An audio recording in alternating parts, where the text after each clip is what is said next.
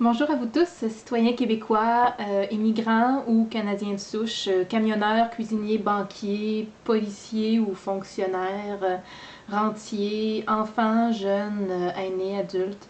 Je m'adresse à vous, toute la gang, en tant que citoyen du Québec, peu importe qui vous êtes. Aujourd'hui, on est le 21 avril 2012, on est la veille du jour de la Terre et j'ai quelque chose de spécial à fêter. Ça fait un an aujourd'hui que j'ai décroché. Je suis une décrocheuse scolaire depuis un an maintenant. Pourquoi j'ai décroché? Ben, vous vous en doutez, hein? J'étais trop endettée. J'étais même pas endettée sur les prêts et bourses du gouvernement du Québec, j'étais endettée sur 3 cartes de crédit différentes. Je me suis pas acheté de iPhone, je me suis pas acheté de iPad, pas de vêtements signés, je buvais peut-être 2 bières par semaine, gros maximum. Je travaillais à ce moment-là au salaire minimum à 20 heures semaine pendant plusieurs années. J'ai été obligée d'abandonner des cours à plusieurs reprises parce que j'avais pas de temps ni d'énergie pour travailler puis faire 5 cours par session. Je gagnais moins de 10 000 par année. Je vivais dans un appartement avec 2 autres colocs. Je suivais régulièrement les circulaires d'épicerie à chaque semaine pour essayer d'économiser le plus possible. Je travaille présentement et encore aujourd'hui avec un vieil ordinateur portable dont l'écran fonctionne une fois sur deux. Je suis chanceuse aujourd'hui, il fonctionne. Donc, mais j'ai quand même eu la chance d'avoir des parents qui ont été en mesure de me prêter, mettons, plus ou moins 3 000 durant mes études pour alléger un petit peu le fardeau des cartes de crédit. Bref, en tout, je me suis épuisée, puis ben, aujourd'hui, je travaille pour une entreprise à 15 de l'heure, puis je paye plus ou moins 20 d'impôts. Je vis aussi, mon conjoint est un décrocheur qui, après 3 ans de bac à Concordia en musique, était tellement endetté qu'il a été obligé de raccrocher ses patins puis d'aller travailler. Aujourd'hui, mon chum s'en sort très très bien. Il a trouvé un poste en télécommunication qui le comble à peu près, puis il joue de la guitare le soir en rentrant chez nous. Mais il faut pas trop aborder le sujet de son bac qui a pas fini parce que je pense que ça lui fait toujours un peu de peine de ne pas avoir été capable de continuer. Puis vous savez quoi, après presque 10 ans, il est toujours pas débarrassé de ses dettes d'études. Puis le pire, ben, c'est qu'après un an, moi, j'ai pas encore fini de rembourser mes cartes de crédit. Je pensais que je serais en mesure de retourner faire ma maîtrise cet automne, mais je serais toujours pas capable. Des fois, je me demande si je vais pas finir par m'écœurer puis tout laisser tomber. Des fois, je me dis que je pourrais continuer à faire ma petite job toute ma vie, ma petite job que j'ai présentement qui me satisfait quand même, que je pourrais vivre de peu, payer peu d'impôts. Mais pourtant, je suis loin d'être la pire dans mon cas. Il y a des gens qui sont 100 fois plus endettés que moi, mais qui continuent pareil. Il y en a aussi qui non seulement vivent la même chose que moi, mais que leurs parents ont vécu dans la misère puis n'ont pas été capables de s'en sortir. Il y en a qui ont vu leur mère, leur père les élever tout seuls avec un minuscule salaire, puis ou bien des minuscules allocations du gouvernement, qui ont mangé du pain blanc toute leur enfance, puis qui aimeraient ça offrir autre chose que du pain blanc à leurs enfants. Il y a des immigrants qui ne reçoivent pas leur statut d'immigré, qui ne peuvent pas retourner dans leur pays en guerre, mais qui n'ont pas les moyens de vivre ici non plus. Il y a des gens qui finissent dans la rue. Puis il y a des gens qui sont tellement écœurés qui ont envie de tirer des roches dans les vitrines des grands magasins, des banques qui leur font payer des intérêts démentiels sur leurs prêts étudiants, puis plus tard sur leurs hypothèques, puis leurs prêts personnels. Il y a des gens aussi qui ont envie d'aller crier leur misère à tous les millionnaires en costard qui viennent se faire dire par le gouvernement qu'ils vont recevoir encore des millions venus de la poche de toi puis de moi par le gouvernement, puis pour faire grandir les industries américaines, anglaises, françaises, russes, je sais pas. C'est pas correct de tirer des roches sur le bien d'autrui, c'est violent et c'est regrettable. Mais est-ce que c'est mieux de piller dans nos poches pour engraisser des industries minières qui rapporteront peut-être un peu d'emploi, mais certainement pas de capital à notre État? C'est du vol, ça aussi. Mais il n'y a certainement pas un policier qui va remplir un contrat d'infraction pour ça. C'est violent, c'est beaucoup plus violent que n'importe quelle roche tirée dans une vitrine de Hugo Boss. Mais c'est pas ce genre de violence-là qui va être dénoncé dans nos médias. Est-ce que vous pensez vraiment que les policiers, à force de recevoir des roches dirigées vers nos élus gouvernementaux, n'ont pas envie de devenir violents eux aussi? Pensez-vous que c'est facile pour eux de se faire dire de contrôler la situation alors que la situation est plus contrôlable depuis longtemps? C'est sûr que la brutalité policière existe, parce qu'eux aussi parfois ils en ont assez de se faire tirer des roches d'un côté et de ne pas se faire épauler de l'autre.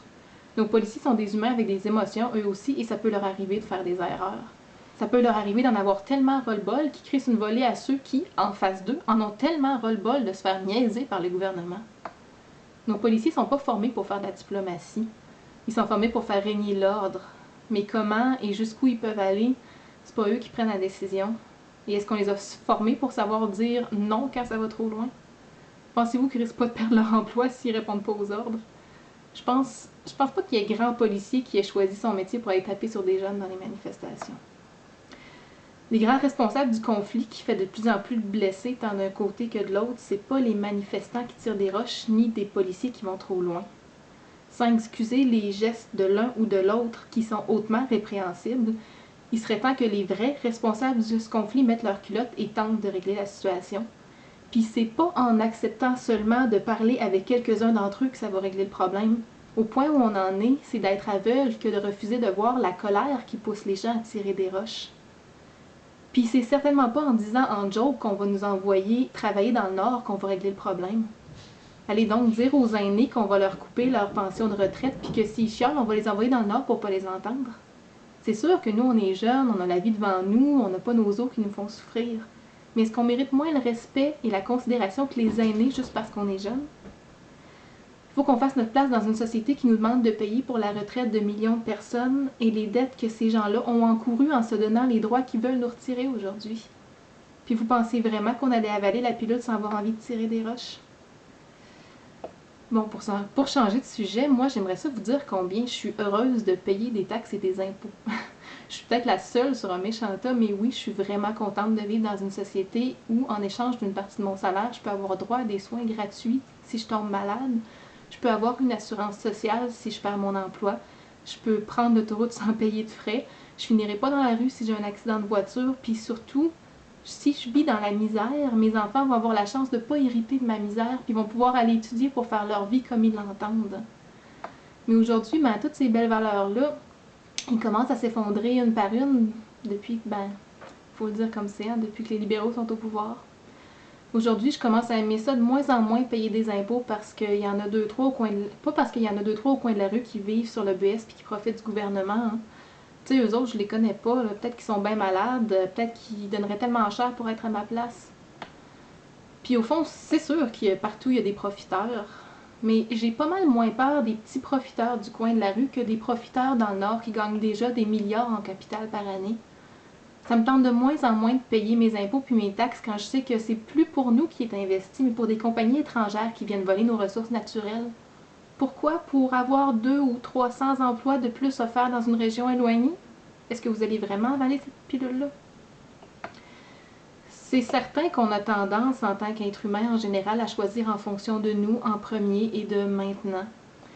Pour tous ceux qui aimeraient que leurs impôts diminuent en faisant payer plus les jeunes puis les étudiants, pensez-y 2 minutes. Est-ce que vous croyez vraiment que c'est à vous que ça va revenir cet argent-là ou bien c'est pas aux, je sais pas moi, 43 industries minières, pétrolières, forestières, pharmaceutiques, les institutions excusez-moi, les institutions financières, ceux qui embouteillent notre eau puis toutes les autres.